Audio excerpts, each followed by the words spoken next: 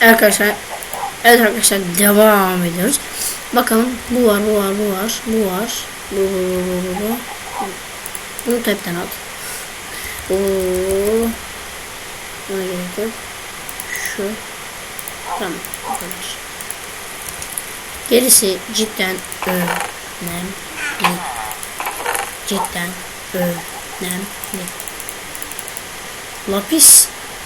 Lapisi neyde kullanacaksın diyorsanız, abi mangosar. Lapis neye yarar? Abi mangosarlar neye yaramaz? Neye yarar? Büyüye yarar lan tabii ki de. Büyü yarayacak. Büyü yapacağız. Büyü yapacağız. Şimdi ne diyorsun sen buna? Tamam mı? Ben şöyle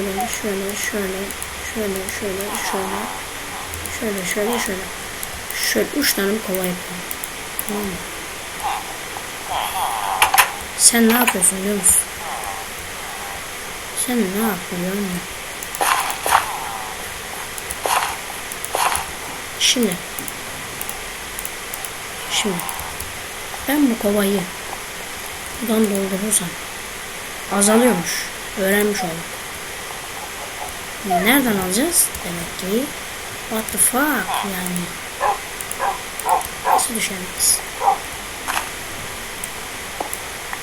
Aa, düşmedi. Aha. Azaldı mı? Evet çocuklar. What Şimdi benim bunu paylaştırmam lazım. Buradan veriyoruz coşkuyu.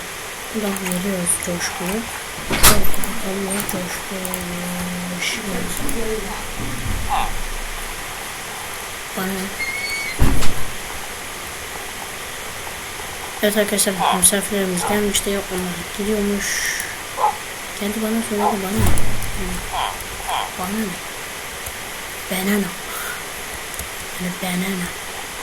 Ne yapayım bana? Geçsinler.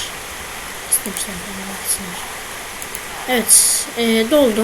Artık burada da ürün yetişebilecek.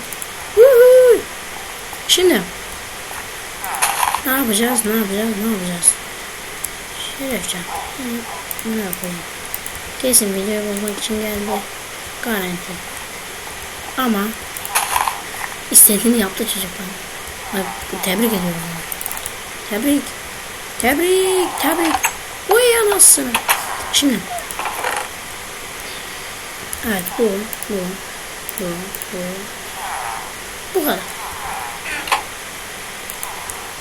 Daha ne olur? Ben onu 3 tane daha kova yapabilirim. What the fuck? Şimdi arkadaşlar. Kova demir. Evet. Buraya koyuyoruz. Sen gel. Biz burayı düzenlesek ya. Biz kusura bakmayın. Buraya madenleri koyacağım. Yani maden. Buraya şöyle şunu. Evet böyle. Şunu şöyle. Evet. Şunu koyacağız. Yani her an gerekebilecek eşyalar burada.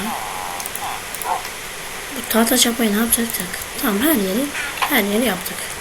Merhaba konçiler. Arkadaşlar bu videoda bu kadardı. Beğendiyseniz beğenmeyi, beğenmediyseniz beğenmemeyi, like olmayı unutmayın. Hepinizi seviyorum. Hoşça kalın. Bye bye.